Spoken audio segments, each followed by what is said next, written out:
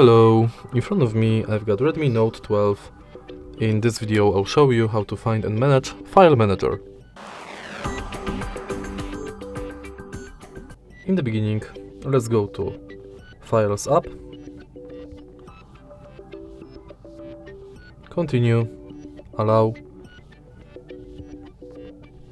and thanks to Files app you've got access to your internal storage divided on categories like downloads, images, videos, audio, documents and others, and apps.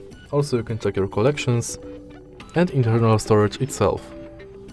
Next you can use nearby share, thanks to which you can quickly send and receive files. And in the end you can go to clean, thanks to which you can clean the junk files from smartphone. If you go to menu, you've got access to recycled bin. And that's basically it. If you find this video helpful, please leave like, comment and subscribe.